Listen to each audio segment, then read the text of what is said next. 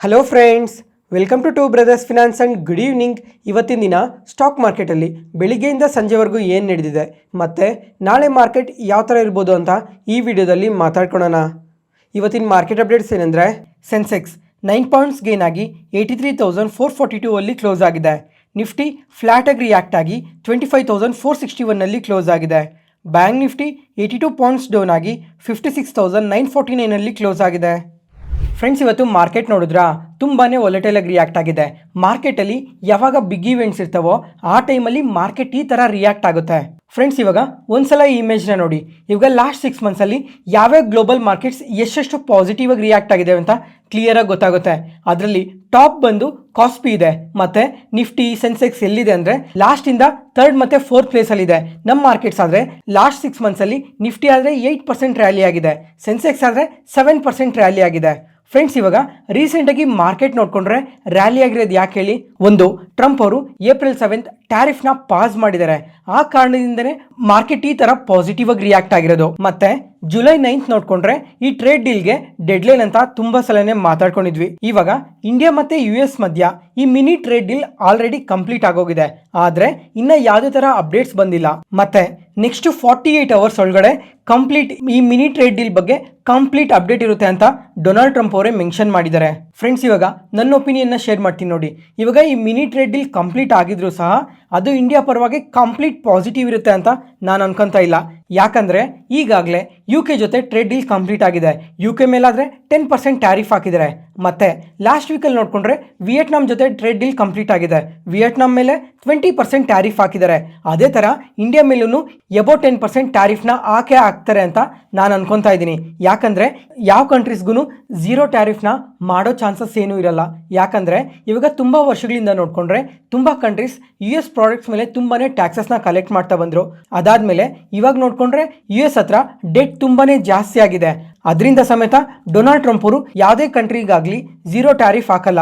ಪ್ರತಿಯೊಂದು ಕಂಟ್ರಿ ಮೇಲೆ 5% ಆಗಲಿ 10% ಆಗಲಿ 15% ಆಗಲಿ ಎಷ್ಟೋ ಒಂದಷ್ಟು ಟ್ಯಾಕ್ಸಸ್ ಅಂತೂ ಹಾಕ್ತಾರೆ ಪ್ರತಿಯೊಂದು ಕಂಟ್ರಿ ಮೇಲೂ. ಇವಾಗ ಇಂಡಿಯಾ ಜೊತೆ ಏನು ಟ್ರೇಡ್ ಡೀಲ್ ಕಂಪ್ಲೀಟ್ ಆಗಿದೆ ಅಂತ ಹೇಳ್ತಾ ಇದ್ದಾರೆ, ಇದು ಬರೀ ಮಿನಿ ಟ್ರೇಡ್ ಡೀಲ್ ಮಾತ್ರನೇ, ಕಂಪ್ಲೀಟ್ ಟ್ರೇಡ್ ಡೀಲ್ ಅಲ್ಲ.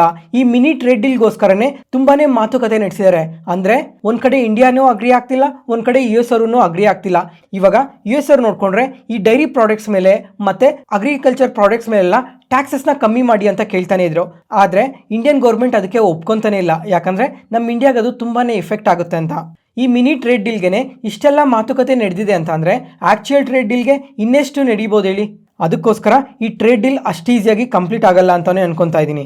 ಮತ್ತು ಡೊನಾಲ್ಡ್ ಟ್ರಂಪ್ ಅವರು ಇನ್ನೊಂದು ಸ್ಟೇಟ್ಮೆಂಟ್ನ ಕೂಡ ಮಾಡಿದ್ದಾರೆ.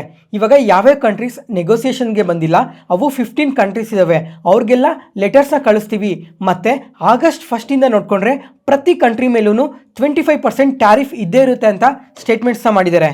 ಅದಾದಮೇಲೆ ಇನ್ನೊಂದು ಸ್ಟೇಟ್ಮೆಂಟ್ ಏನು ಮಾಡಿದ್ದಾರೆ ಅಂದರೆ, ಈ ಬ್ರಿಕ್ಸ್ ಕಂಟ್ರೀಸ್ ಇರ್ತಾವಲ್ಲ, ಈ ಬ್ರಿಕ್ಸ್ ಕಂಟ್ರೀಸ್ ಮೇಲಾದರೆ ಅಡಿಷ್ನಲ್ ಆಗಿ 10% ಟ್ಯಾರಿಫ್ ಹಾಕ್ತೀವಿ. ಈಗಾಗಲೇ ಪ್ರತಿ ಕಂಟ್ರಿ ಮೇಲೂ ಟ್ಯಾರಿಫ್ ಇದೆ ಅಲ್ಲ, ಅದ್ರ ಜೊತೆಗೇನೆ ಅಡಿಷ್ನಲ್ ಆಗಿ ಇನ್ನೊಂದು 10% ಟ್ಯಾರಿಫ್ ಆ್ಯಡ್ ಆಗುತ್ತೆ ಅಂತ ಸ್ಟೇಟ್ಮೆಂಟ್ಸ್ನ ಮಾಡಿದ್ದಾರೆ. ನೋಡೋಣ. ಮತ್ತು ಫ್ರೆಂಡ್ಸ್, ನೆಕ್ಸ್ಟ್ 48 ಅವರ್ಸಲ್ಲಿ ಈ ಮಿನಿ ಟ್ರೇಡ್ ಡೀಲ್ ಬಗ್ಗೆ ಯಾವಾಗ ಬೇಕಾದ್ರೂ ಅಪ್ಡೇಟ್ ಬರ್ಬೋದು. ಮತ್ತು ಆ ಟೈಮಲ್ಲಿ ಮಾರ್ಕೆಟ್ ಸಹ ತುಂಬಾ ವಾಲಟೈಲಾಗಿ ರಿಯಾಕ್ಟ್ ಆಗೋ ಚಾನ್ಸಸ್ ಜಾಸ್ತಿನೇ ಇದೆ. ಅದಕ್ಕೋಸ್ಕರ ಯಾರಾದರೂ ಟ್ರೇಡ್ ಮಾಡೋರು ನೋಡಿಕೊಂಡು ಹುಷಾರಾಗಿ ಟ್ರೇಡ್ ಮಾಡಿ. ಈ ಥರ ಕಾಂಪ್ಲಿಕೇಟೆಡ್ ಇನ್ಫಾರ್ಮೇಷನ್ ಎಲ್ಲ ಸಿಂಪ್ಲಿಫೈ ಮಾಡಿ ನಿಮ್ಮ ಮುಂದೆ ತರ್ತಾ ಇದೀವಲ್ಲ. ಯಾವುದೇ ಪಾಯಿಂಟಲ್ಲಿ ನಾನು ಹೇಳೋ ಇನ್ಫಾರ್ಮೇಷನ್ ನಿಮಗೆ ಯೂಸ್ಫುಲ್ ಆಗ್ತಿದೆ ಅನ್ಸಿದ್ರೆ ಈ ವಿಡಿಯೋನ ಲೈಕ್ ಮಾಡಿ. ಮತ್ತು ನಿಮ್ಮ ಫ್ರೆಂಡ್ಸಲ್ಲಿ ಯಾರಿಗಾದ್ರೂ ಸ್ಟಾಕ್ ಮಾರ್ಕೆಟ್ ಬಗ್ಗೆ ಇಂಟ್ರೆಸ್ಟ್ ಇರೋರಿಗೆ ಈ ವಿಡಿಯೋಸ್ನ ಶೇರ್ ಮಾಡಿ. Next, market key updates. Friends, first ಇವತ್ತು ಈ FMCG ಕಂಪನೀಸ್ ನೋಡಿದ್ರಾ ತುಂಬಾ ಪಾಸಿಟಿವ್ ಆಗಿ ರಿಯಾಕ್ಟ್ ಆಗಿದ್ದಾವೆ. ಇವತ್ತು ಗೋದ್ರೇಜ್ ಕನ್ಸ್ಯೂಮರ್ಸ್ ನೋಡಿಕೊಂಡ್ರೆ 6% ಪಾಸಿಟಿವ್ ಆಗಿ ರಿಯಾಕ್ಟ್ ಆಗಿದೆ. ಮತ್ತು ಡಾಬರ್ ಇಂಡಿಯಾ ನೋಡಿಕೊಂಡ್ರೆ 3% ಪಾಸಿಟಿವ್ ಆಗಿ ರಿಯಾಕ್ಟ್ ಆಗಿದೆ. ಇದಕ್ಕೆ ರೀಸನ್ ಏನು ಅಂತ ನೋಡಿಕೊಂಡ್ರೆ ಈ ಎರಡು ಕಂಪನೀಸ್ ತುಂಬಾನೇ ಪಾಸಿಟಿವ್ Q1 ಬಿಸ್ನೆಸ್ ಡೇಟಾನ ಅಪ್ಡೇಟ್ ಮಾಡಿದ್ದಾರೆ. ಅದರಿಂದನೇ ಈ ಥರ ಪಾಸಿಟಿವ್ ಆಗಿ ರಿಯಾಕ್ಟ್ ಆಗಿರೋದು. ಫ್ರೆಂಡ್ಸ್, ಲಾಸ್ಟ್ 3-4 ಕ್ವಾರ್ಟರ್ಸ್ ನೆನಪಿದೆಯಾ? ಈ FMCG ಕಂಪನೀಸ್ ಯಾವಾಗ ಬಿಸ್ನೆಸ್ ಡೇಟಾನ ಅಪ್ಡೇಟ್ ಮಾಡಿದ್ರೋ ಅವಾಗೆಲ್ಲ ನೋಡಿಕೊಂಡ್ರೆ ತುಂಬಾನೇ ಫಾಲ್ ಆಗ್ತಾ ಇದ್ವು. ಯಾಕಂದರೆ ತುಂಬಾನೇ ವೀಕ್ ಬಿಸ್ನೆಸ್ ಡೇಟಾನ ಪೋಸ್ಟ್ ಮಾಡ್ತಾ ಇದ್ರು. ಅಂದರೆ ಇವ್ರ ಸೇಲ್ಸ್ ಎಲ್ಲ ಕಂಪ್ಲೀಟಾಗಿ ಡ್ರಾಪ್ ಆಗೋ ಥರ ಅಥವಾ ಮಾರ್ಜಿನ್ಸ್ ಫಾಲ್ ಆಗೋ ಥರ ತುಂಬಾನೇ ವೀಕ್ ಡೇಟಾನ ಪೋಸ್ಟ್ ಮಾಡ್ತಾ ಇದ್ರು. ಆದರೆ ಆದ್ರೆ ಈ Q1 ಅಲ್ಲಿ ನೋಡ್ಕೊಂಡ್ರೆ ತುಂಬಾನೇ ಪಾಸಿಟಿವ್ ಡೇಟಾನ ಪೋಸ್ಟ್ ಮಾಡಿದ್ದಾರೆ. ಫ್ರೆಂಡ್ಸ್, ಇವಾಗ ಒಂದ್ಸಲ ಈ ಇಮೇಜ್ ನ ನೋಡಿ. ಇವಾಗ ಲಾಸ್ಟ್ 1 year ಅಲ್ಲಿ ಯಾವ್ಯಾವ ಕಂಪನೀಸ್ ಎಷ್ಟೆಷ್ಟು ರಿಟರ್ನ್ಸ್ ಕೊಟ್ಟಿದ್ದಾವೆ ಅಂತ ಕ್ಲಿಯರ್ ಆಗಿ ಗೊತ್ತಾಗುತ್ತೆ. ಆದ್ರೆ ಇಲ್ಲಿ ಮೋಸ್ಟ್ ಆಫ್ ದ ಕಂಪನೀಸ್ ನೋಡ್ಕೊಂಡ್ರೆ ತುಂಬಾನೇ ನೆಗೆಟಿವ್ ಆಗಿ ರಿಯಾಕ್ಟ್ ಆಗಿದ್ದಾವೆ. ಅದರಿಂದನೇ ಹೇಳಿದ್ದು ಲಾಸ್ಟ್ 3-4 ಕ್ವಾರ್ಟರ್ಸ್ ಅಲ್ಲಿ ಚೆಕ್ ಮಾಡ್ಕೊಂಡ್ರೆ ತುಂಬಾನೇ ವೀಕ್ ಡೇಟಾಸ್ನೇ ಪೋಸ್ಟ್ ಮಾಡಿದ್ರು ಅಂತ. ಮತ್ತೆ ಇವಾಗ ಇಂಡಿವಿಜುವಲ್ ಪರ್ಫಾರ್ಮೆನ್ಸ್ ನೋಡ್ಕೊಂಡ್ರೆ ಇವಾಗ ಗೋದ್ರೇಜ್ ಕನ್ಸ್ಯೂಮರ್ಸ್ ನೋಡ್ಕೊಂಡ್ರೆ ತುಂಬಾನೇ ಸ್ಟ್ರಾಂಗ್ ಪಾಸಿಟಿವ್ ಬಿಸ್ನೆಸ್ ಡೇಟಾನ ಪೋಸ್ಟ್ ಮಾಡಿದ್ದಾರೆ. ಮತ್ತೆ ಎಬಿಟಾ ನೋಡ್ಕೊಂಡ್ರೆ ಡಬಲ್ ಡಿಜಿಟ್ ಗ್ರೋತ್ ಇರುತ್ತೆ, ಅದನ್ನು ಈ ಫುಲ್ ಫಿನಾನ್ಷಿಯಲ್ ಇಯರ್ ಅಲ್ಲಿ ಅಂತ ಪಾಸಿಟಿವ್ ಸ್ಟೇಟ್ಮೆಂಟ್ಸ್ ಮಾಡ್ತಾ ಇದ್ದಾರೆ. ಯಾಕಂದ್ರೆ ಇವಾಗ ಈ ಪರ್ಸನಲ್ ಕೇರ್ ಅಲ್ಲೂ ಮತ್ತೆ ಹೌಸ್ ಹೋಲ್ಡ್ ಪ್ರಾಡಕ್ಟ್ಸ್ ಏನಿದಾವೆ ಇದರಲ್ಲಿ ತುಂಬಾನೇ ಸ್ಟ್ರಾಂಗ್ ಡಿಮ್ಯಾಂಡ್ ಕಾಣ್ತಾ ಇದೆ. ಅದರಿಂದನೇ ಬೆಟರ್ ಗ್ರೋತ್ ಇರುತ್ತೆ ಅಂತ ಪಾಸಿಟಿವ್ ಸ್ಟೇಟ್ಮೆಂಟ್ಸ್ ಮಾಡಿರೋದು. ಮತ್ತೆ ಈ ಆಫ್ರಿಕನ್ ಬಿಸ್ನೆಸ್ ಏನಿದೆ ಇದರಲ್ಲೂ ಸಮೇತ ತುಂಬಾನೇ ಸ್ಲೋ ಗ್ರೋತ್ ಇತ್ತು ಅಂತ ಮೆನ್ಷನ್ ಮಾಡ್ತಾ ಇದ್ರು. ಆದ್ರೆ ಇವಾಗ ಈ ಬಿಸ್ನೆಸ್ ಸಮೇತ ಬೌನ್ಸ್ ಬ್ಯಾಕ್ ಆಗಿದೆ. ಅದರಿಂದನೇ ಈ ತರ ಎಬಿಟಾದಲ್ಲಿ ಡಬಲ್ ಡಿಜಿಟ್ ಗ್ರೋತ್ ಇರುತ್ತೆ ಅಂತ ಸ್ಟೇಟ್ಮೆಂಟ್ಸ್ ಮಾಡಿರೋದು ಅಂತ ಅಪ್ಡೇಟ್ ಮಾಡಿದ್ದಾರೆ. ಅದಾದ್ಮೇಲೆ ಈ ತರ ಅಪ್ಡೇಟ್ಸ್ ನ ರಿಲೀಸ್ ಮಾಡಿದ್ಮೇಲೆ ನುವಾಮ ಅವರಾದ್ರೆ ಬೈ ರೇಟಿಂಗ್ ಕೊಟ್ಟು target price 1460 rupees per share ಅಂತ ಅಪ್ಡೇಟ್ ಮಾಡಿದ್ದಾರೆ. ಅದರಿಂದನೇ ಇವತ್ತು ಇಂಟ್ರಾಡೇ ಸೆಷನ್ ಅಲ್ಲಿ ನಿಯರ್ಲಿ 6% ಪಾಸಿಟಿವ್ ಆಗಿ ರಿಯಾಕ್ಟ್ ಆಗಿರೋದು. Next, Dabur India. ಈ ಕಂಪನಿ ನೋಡ್ಕೊಂಡ್ರು ಇವತ್ತು 3% ಪಾಸಿಟಿವ್ ಆಗಿ ರಿಯಾಕ್ಟ್ ಆಗಿದೆ. ಯಾಕಂದ್ರೆ ಇವರು ಸಹ Q1 ಬಿಸ್ನೆಸ್ ಡೇಟಾನ ಪಾಸಿಟಿವ್ ಆಗಿ ಪೋಸ್ಟ್ ಮಾಡಿದ್ದಾರೆ. ಅದ್ರ ಜೊತೆಗೆ ಕಮಿಂಗ್ ಕ್ವಾರ್ಟರ್ಸ್ ಅಲ್ಲೂ ಇದೇ ತರ ಬೆಟರ್ ಆಗಿ ಗ್ರೋ ಆಗ್ತಾ ಬರ್ತೀವಿ ಅಂತ ಪಾಸಿಟಿವ್ ಸ್ಟೇಟ್ಮೆಂಟ್ಸ್ ಮಾಡಿದ್ದಾರೆ. ಯಾಕೆ ಈ ತರ ಸ್ಟೇಟ್ಮೆಂಟ್ಸ್ ಮಾಡಿದ್ದಾರೆ ಅಂತ ನೋಡ್ಕೊಂಡ್ರೆ, ಯಾಕಂದ್ರೆ ಇವಾಗ ಅರ್ಬನ್ ಡಿಮ್ಯಾಂಡ್ ನೋಡ್ಕೊಂಡ್ರೆ ಕಂಟಿನ್ಯೂಸ್ ಆಗಿ ಇನ್ಕ್ರೀಸ್ ಆಗ್ತಾ ಇದೆ. ಅದರಲ್ಲೂ ಈ ಹೆಲ್ತ್ ಕೇರ್ ಪ್ರಾಡಕ್ಟ್ಸ್ ಅಲ್ಲಿ ಮತ್ತೆ ಪರ್ಸನಲ್ ಕೇರ್ ಪ್ರಾಡಕ್ಟ್ಸ್ ಅಲ್ಲಿ ತುಂಬಾನೇ ಪಾಸಿಟಿವ್ ಗ್ರೋತ್ ಕಾಣ್ತಾ ಇದೆ.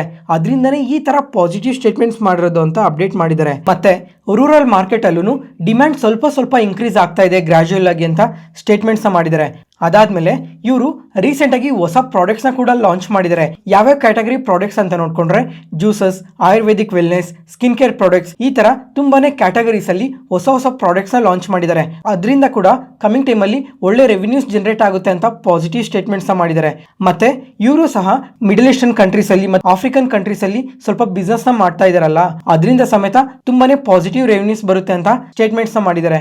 ಓವರ್ ಆಲ್ ಈ ಎಲ್ಲಾ ಕಾರಣದಿಂದನೇ ಈ ಕಂಪನಿ ಪಾಸಿಟಿವ್ ಆಗಿ ರಿಯಾಕ್ಟ್ ಆಗಿರೋದು. ಅದಾದ್ಮೇಲೆ ಇವತ್ತು ನುವಾಮ ಅವ್ರು ನೋಡ್ಕೊಂಡ್ರೆ ಈ ಕಂಪನಿಗೆ ಸಮೇತ ಬೈ ರೇಟಿಂಗ್ ಕೊಟ್ಟು target price 615 rupees per share ಅಂತ ಅಪ್ಡೇಟ್ ಮಾಡಿದ್ದಾರೆ. ನೋಡೋಣ ಈ ವರ್ಷ FMCG ಸೆಕ್ಟರ್ ಯಾವ ತರ ಗ್ರೋ ಆಗುತ್ತೆ ಅಂತ.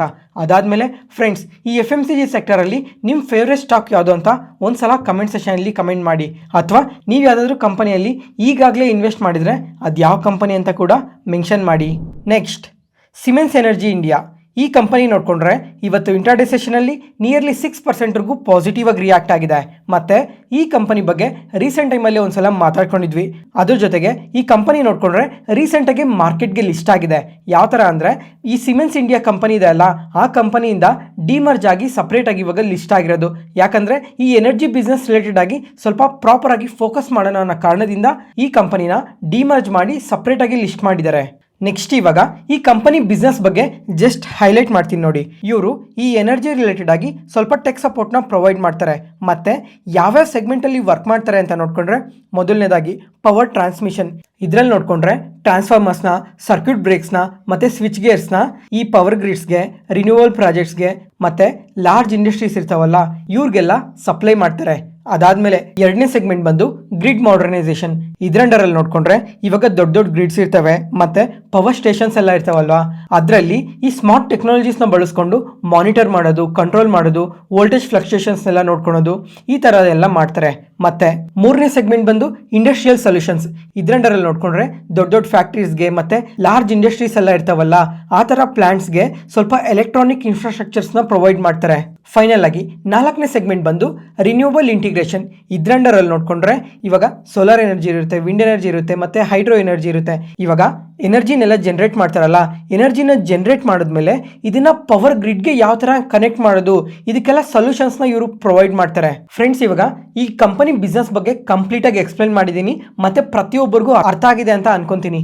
ನೆಕ್ಸ್ಟ್, ಇವತ್ತು ಈ ತರ 6% ಪಾಸಿಟಿವ್ ಆಗಿ ರಿಯಾಕ್ಟ್ ಆಗೋದಕ್ಕೆ ರೀಸನ್ ಏನು ಅಂತ ನೋಡ್ಕೊಂಡ್ರೆ, ಇವಾಗ ಈ ಕಂಪನಿ ನೋಡ್ಕೊಂಡ್ರೆ ರೀಸೆಂಟ್ ಆಗಿ ಮಾರ್ಕೆಟ್ಗೆ ಲಿಸ್ಟ್ ಆಗಿದೆ ಅಲ್ಲ, ಲಿಸ್ಟ್ ಆದ್ಮೇಲೆ ಫಸ್ಟ್ ಟೈಮ್ ಇವರು ಕ್ವಾರ್ಟರ್ಲಿ ರಿಸಲ್ಟ್ಸ್ ನ ಪೋಸ್ಟ್ ಮಾಡಿದ್ದಾರೆ. ಇವ್ರ ರಿಸಲ್ಟ್ಸ್ ನೋಡ್ಕೊಂಡ್ರೆ ತುಂಬಾನೇ ಪಾಸಿಟಿವ್ ಆಗಿ ಪೋಸ್ಟ್ ಮಾಡಿದ್ದಾರೆ. ಇಯರ್ ಆನ್ ಇಯರ್ ಅಲ್ಲಿ ರೆವಿನ್ಯೂಸ್ ನೋಡ್ಕೊಂಡ್ರೆ 57% ಇನ್ಕ್ರೀಸ್ ಆಗಿದೆ. ಮತ್ತೆ ಪ್ರಾಫಿಟ್ಸ್ ನೋಡ್ಕೊಂಡ್ರೆ ಇಯರ್ ಆನ್ ಇಯರ್ ಅಲ್ಲಿ 36% ಇನ್ಕ್ರೀಸ್ ಆಗಿದೆ. ಮತ್ತೆ ಲಾಸ್ಟ್ ಕ್ವಾರ್ಟರ್ಗೆ ಕಂಪೇರ್ ಮಾಡ್ಕೊಂಡ್ರೆ ಪ್ರಾಫಿಟ್ಸ್ ಅಲ್ಲಿ 6% ಗ್ರೋತ್ ಇದೆ. ಅದೇ ಕಾರಣದಿಂದನೇ ಇವತ್ತು ಈ ತರ ಪಾಸಿಟಿವ್ ಆಗಿ ರಿಯಾಕ್ಟ್ ಆಗಿರೋದು. Next, DCX systems. ಈ ಕಂಪನಿ ನೋಡಿಕೊಂಡ್ರೆ ಇವತ್ತು ಇಂಟ್ರಾಡೇ ಸೆಷನಲ್ಲಿ 5% ಪಾಸಿಟಿವ್ ಆಗಿ ರಿಯಾಕ್ಟ್ ಆಗಿದೆ. ಮತ್ತೆ ಈ ಕಂಪನಿ ಬಗ್ಗೆ ಒಂದು ಇಂಟ್ರೆಸ್ಟಿಂಗ್ ಅಪ್ಡೇಟ್ ಇದೆ. ಏನಂತ ನೋಡಿಕೊಂಡ್ರೆ ಇವರು ಅಡ್ವಾನ್ಸ್ ಡಿಫೆನ್ಸ್ ಎಲೆಕ್ಟ್ರಾನಿಕ್ಸ್ನ ಮ್ಯಾನುಫ್ಯಾಕ್ಚರ್ ಮಾಡೋದಕ್ಕೆ ಈ ಕಂಪನಿಗೆ ಲೈಸೆನ್ಸ್ ಸಿಕ್ಕಿದೆ. ಈ ಲೈಸೆನ್ಸ್ ಇಂದ ಇವರು ಎಲೆಕ್ಟ್ರಾನಿಕ್ ವಾರ್ ಸಿಸ್ಟಮ್ಸ್ ಅಂದ್ರೆ ಯಾವ್ದಾದ್ರು ಮಿಸೈಲ್ಸ್ ಬರ್ತಾ ಇರುತ್ತಲ್ಲ, ಆ ಮಿಸೈಲ್ಸ್ನ ಡಿಟೆಕ್ಟ್ ಮಾಡೋ ಎಲೆಕ್ಟ್ರಾನಿಕ್ ಎಕ್ವಿಪ್ಮೆಂಟ್ಸ್ನ ಮತ್ತೆ ಜಾಮರ್ಸ್ನ ಇವರು ಮ್ಯಾನುಫ್ಯಾಕ್ಚರ್ ಮಾಡ್ಬೋದು.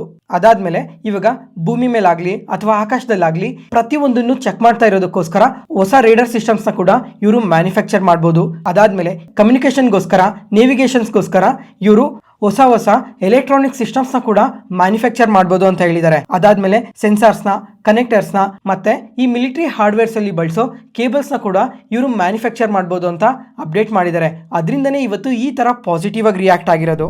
ಮತ್ತೆ ಇವತ್ತು ಪರಾಸ್ ಡಿಫೆನ್ಸ್ ನೋಡಿದ್ರಾ, ಇಂಟ್ರಾಡೇ ಸೆಷನಲ್ಲಿ ನಿಯರ್ಲಿ 40% ಫಾಲ್ ಆಗಿದೆ ಅಂತ ಕಾಣಿಸುತ್ತೆ. ಆದರೆ ಫ್ರೆಂಡ್ಸ್, ಯಾರನ್ನೂ ಟೆನ್ಷನ್ ತೊಗೊಳಕ್ಕೆ ಹೋಗ್ಬೇಡಿ. ಯಾಕಂದರೆ ಹಿಂದಿನ ವಿಡಿಯೋದಲ್ಲಿ ಹೇಳಿದ್ದೆ, ಈ ಕಂಪನಿಯಲ್ಲಿ ಸ್ಟಾಕ್ ಸ್ಪ್ಲಿಟ್ನ ಅನೌನ್ಸ್ ಮಾಡಿದ್ರು 1:2 ರೇಷಿಯೋದಲ್ಲಿ. ಅದರಿಂದನೇ ಇವತ್ತು ಫಾಲ್ ಆಗಿರೋದು. ಮತ್ತು ಅದ್ರ ಜೊತೆಗೆ ಅಡಿಷ್ನಲ್ ಆಗಿ ಇವತ್ತು ಇಂಟ್ರಾಡೇ ಸೆಷನಲ್ಲಿ ನೋಡಿಕೊಂಡ್ರು ನಿಯರ್ಲಿ 6%ವರೆಗೂ ಫಾಲ್ ಆಗಿದೆ. ಯಾಕಂದರೆ ಈ ಕಂಪನಿ ನೋಡಿಕೊಂಡ್ರೆ ಈ ರೀಸೆಂಟ್ ಟೈಮಲ್ಲಿ ತುಂಬಾ ರ್ಯಾಲಿ ಆಗಿದೆ. ಅದ್ರ ಜೊತೆಗೆ ಇವರು ಫಸ್ಟ್ ಟೈಮ್ ಸ್ಟಾಕ್ ಸ್ಪ್ಲಿಟ್ನ ಕೂಡ ಅನೌನ್ಸ್ ಮಾಡಿದ್ರಲ್ಲ, ಅದರಿಂದ ಸಮೇತ ನೋಡಿಕೊಂಡ್ರು ನಿಯರ್ಲಿ 20 to 25%ವರೆಗೂ ರ್ಯಾಲಿ ಆಗಿತ್ತು. ಅದರಿಂದ ಈ ಕಂಪನಿಯಲ್ಲಿ ಏನಾದರೂ ಸ್ವಲ್ಪ ಪ್ರಾಫಿಟ್ ಬುಕ್ಕಿಂಗ್ ನಡೆದಿರಬೇಕು. ಅದರಿಂದನೇ ಈ ಕಂಪನಿ ಇವತ್ತು ಈ ಥರ ಫಾಲ್ ಆಗಿರೋದು. ನೆಕ್ಸ್ಟ್ ಇವತ್ತು ಬರೀ ಈ ಕಂಪನಿ ಮಾತ್ರನೇ ಅಲ್ಲ, ಇವತ್ತು ಸ್ವಲ್ಪ ಡಿಫೆನ್ಸ್ ಕಂಪನೀಸಲ್ಲೆಲ್ಲ ಸ್ವಲ್ಪ ಸೆಲ್ಲಿಂಗ್ ಪ್ರೆಷರ್ ಕಾಣಿಸಿದೆ.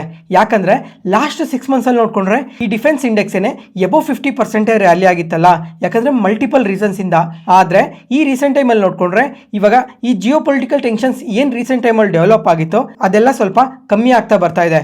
ಅಂದರೆ ಈ ಮಿಡಲ್ ಈಸ್ಟರ್ನ್ ಕಂಟ್ರೀಸಲ್ಲಿ ಸ್ವಲ್ಪ ಟೆನ್ಷನ್ಸ್ ಎಲ್ಲ ಕಮ್ಮಿ ಆಗ್ತಾ ಬಂದು ಈ ಸೀಸ್ಫೈರ್ ರಿಲೇಟೆಡ್ ಆಗೂ ತುಂಬಾನೇ ಪಾಸಿಟಿವ್ ಅಪ್ಡೇಟ್ಸೇ ಬರ್ತಾ ಇದಾವೆ. ಅದರಿಂದ ಈ ಡಿಫೆನ್ಸ್ ಕಂಪನೀಸಲ್ಲಿ ಸ್ವಲ್ಪ ಪ್ರಾಫಿಟ್ ಬುಕ್ಕಿಂಗ್ ನಡೀತಾ ಇರಬೇಕು.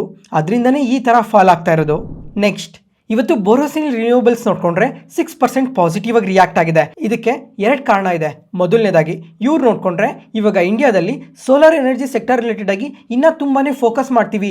ಯಾಕಂದ್ರೆ ಈ ರಿನ್ಯೂವಬಲ್ ಎನರ್ಜಿ ಸೆಕ್ಟರ್ ನೋಡಿಕೊಂಡ್ರೆ ತುಂಬಾನೇ ಫಾಸ್ಟ್ ಆಗಿ ಗ್ರೋ ಆಗ್ತಾ ಇದೆ. ಅದ್ರ ಜೊತೆಗೆ ಗೌರ್ಮೆಂಟ್ ನೋಡಿಕೊಂಡ್ರು ತುಂಬಾನೇ ಸಪೋರ್ಟ್ ಮಾಡ್ತಾ ಇದೆ. ಅದರಿಂದ ನಾವು ಇಂಡಿಯಾದಲ್ಲಿ ಈ ಸೋಲಾರ್ ಎನರ್ಜಿ ಸೆಕ್ಟರ್ ರಿಲೇಟೆಡ್ ಆಗಿ ತುಂಬಾನೇ ಫೋಕಸ್ ಮಾಡಿ ಕಮಿಂಗ್ ಟೈಮಲ್ಲಿ ಇನ್ನೂ ಈ ಸೆಕ್ಟರ್ ಅಲ್ಲಿ ತುಂಬಾನೇ ಪಾಸಿಟಿವ್ ಆಗಿ ಗ್ರೋ ಆಗ್ತೀವಿ ಅಂತ ಸ್ಟೇಟ್ಮೆಂಟ್ಸ್ ಮಾಡಿದ್ದಾರೆ. ಅದಾದಮೇಲೆ ಎರಡನೇ ಅಪ್ಡೇಟ್ ಬಂದು ಈ ಕಂಪನಿಗೆ ಜರ್ಮನಿಯಲ್ಲಿ ಒಂದು ಸಬ್ಸಿಡಿಯರಿ ಕಂಪನಿ ಇದೆ. ಆ ಕಂಪನಿ ಆದರೆ ಫಿನಾನ್ಷಿಯಲ್ ಟ್ರಬಲಿಂದ ಕ್ಲೋಸ್ ಮಾಡ್ತಾ ಇದ್ದಾರೆ. ಅದು ಸಮೇತ ಈ ಕಂಪನಿಗೆ ಪಾಸಿಟಿವ್ ಆಗುತ್ತೆ ಅಂತ ಈ ಥರ ಪಾಸಿಟಿವ್ ಆಗಿ ರಿಯಾಕ್ಟ್ ಆಗಿರೋದು. ನೆಕ್ಸ್ಟ್ ಪೂರ್ವಾಂಕರ. ಈ ಕಂಪನಿ ನೋಡಿಕೊಂಡ್ರೆ ಇವತ್ತು 7% ಪಾಸಿಟಿವ್ ಆಗಿ ರಿಯಾಕ್ಟ್ ಆಗಿದೆ. ಯಾಕಂದರೆ ಮುಂಬೈಯಲ್ಲಿ ಒಂದು ರಿಡೆವಲಪ್ಮೆಂಟ್ ಪ್ರಾಜೆಕ್ಟ್ ಬಗ್ಗೆ ಅಪ್ಡೇಟ್ ಮಾಡಿದ್ದಾರೆ. ಅದರಿಂದ ಇವ್ರಿಗೆ 2100 crores ರೆವಿನ್ಯೂಸ್ ಬರುತ್ತೆ ಅಂತಲೇ ಈ ಥರ ಪಾಸಿಟಿವ್ ಆಗಿ ರಿಯಾಕ್ಟ್ ಆಗಿರೋದು. ಅದನ್ನು ಈ ಮುಂಬೈಯಲ್ಲಿ ಒಂದು ಪ್ರೈಮ್ ಏರಿಯಾದಲ್ಲಿ ಈ ರಿಡೆವಲಪ್ಮೆಂಟ್ ಪ್ರಾಜೆಕ್ಟ್ ನಡೀತಾ ಇರೋದು. ಅದರಿಂದನೇ ಇವತ್ತು ಇಷ್ಟು ಪಾಸಿಟಿವ್ ಆಗಿ ರಿಯಾಕ್ಟ್ ಆಗಿರೋದು. Next dream forks. ಈ ಕಂಪನಿ ನೋಡಿಕೊಂಡ್ರೆ ಕಂಟಿನ್ಯೂಸ್ ಆಗಿ ಫಾಲ್ ಆಗ್ತಾನೆ ಬರ್ತಾ ಇದೆ. ಲಾಸ್ಟ್ 1 year ನೋಡಿಕೊಂಡ್ರೆ ಎಬೋ 60% ಫಾಲ್ ಆಗಿದೆ. ಮತ್ತು ಲಾಸ್ಟ್ 1 month ನೋಡಿಕೊಂಡ್ರು ನಿಯರ್ಲಿ 25% ಫಾಲ್ ಆಗಿದೆ. ಮತ್ತು ಇವತ್ತು ನೋಡಿಕೊಂಡ್ರು 6% ಫಾಲ್ ಆಗಿದೆ. ಇವಾಗ ಈ ಕಂಪನಿ ಯಾಕೆ ಈ ಥರ ಕಂಟಿನ್ಯೂಸ್ ಆಗಿ ಫಾಲ್ ಆಗ್ತಾ ಇದೆ ಅಂತ ನೋಡಿಕೊಂಡ್ರೆ ಇದಕ್ಕೆಲ್ಲ ಮಲ್ಟಿಪಲ್ ರೀಸನ್ಸೇ ಇದೆ. ಮತ್ತು ಇವತ್ತೇನಕ್ಕೆ ಫಾಲ್ ಆಗಿದೆ ಅಂತ ನೋಡಿಕೊಂಡ್ರೆ ಫೇಮಸ್ ಇನ್ಸ್ಟಿಟ್ಯೂಷನಲ್ ಇನ್ವೆಸ್ಟರ್ಸ್ ಆದ ಮೋತಿಲಾಲ್ ಓಸ್ವಾಲ್ ಮ್ಯೂಚುವಲ್ ಫಂಡ್ಸ್ ಅವರು ಮತ್ತು ಈ ಬಜಾಜ್ ಫಿನಾನ್ಸ್ ಅವರು ಈ ಕಂಪನಿಯಲ್ಲಿ ಸ್ಟೇಕ್ನ ಸೆಲ್ ಮಾಡಿದ್ದಾರೆ. ಅದರಿಂದ ಈ ಥರ ಬಿಗ್ ಇನ್ವೆಸ್ಟರ್ಸ್ ಸೆಲ್ ಮಾಡ್ತಾ ಇದ್ದಾರೆ. ಅಂದ್ರೆ ಕಮಿಂಗ್ ಟೈಮ್ ಅಲ್ಲೂ ಇನ್ನ ಏನಾದ್ರೂ ಫಾಲ್ ಆಗ್ಬೋದೇನೋ ಅಂತ ರಿಟೇಲ್ ಇನ್ವೆಸ್ಟರ್ಸ್ ಕೂಡ ಈ ಕಂಪನಿಯಲ್ಲಿ ಸೆಲ್ ಮಾಡಿರಬೇಕು. ಅದರಿಂದನೇ ಇವತ್ತು ಇಂಟ್ರಾಡೇ ಸೆಷನ್ಲಿ ನಿಯರ್ಲಿ 6% ಫಾಲ್ ಆಗಿರೋದು. ಈ ವಿಡಿಯೋನ ಇಲ್ಲಿವರೆಗೂ ನೋಡ್ತಾ ಇದ್ದೀರಾ ಅಂದರೆ ನಾನು ಹೇಳ್ತಿರೋ ಇನ್ಫಾರ್ಮೇಷನ್ ನಿಮ್ಗೆ ಯೂಸ್ಫುಲ್ ಆಗ್ತಾ ಇದೆ ಅಂತ ಅನ್ಕೊಂತೀನಿ. ಅದಕ್ಕೋಸ್ಕರ ಈ ವಿಡಿಯೋನ ಲೈಕ್ ಮಾಡಿ, ಈ ಚಾನಲ್ನ ಸಬ್ಸ್ಕ್ರೈಬ್ ಆಗಿ. ಮತ್ತೆ ನಾಳೆ ಮಾರ್ಕೆಟ್ ನ್ಯೂಸಲ್ಲಿ ಸಿಗೋಣ. ನಾನು ಹೇಳಿದ ಇನ್ಫಾರ್ಮೇಷನಲ್ಲಿ ಯಾವುದೇ ಥರ ಡೌಟ್ ಇದ್ರೂ ಕಮೆಂಟ್ ಸೆಷನಲ್ಲಿ ಕಮೆಂಟ್ ಮಾಡಿ. ಪ್ರತಿಯೊಂದು ಕಮೆಂಟ್ಗೂ ರಿಪ್ಲೈ ಕೊಡ್ತೀನಿ. Thank you.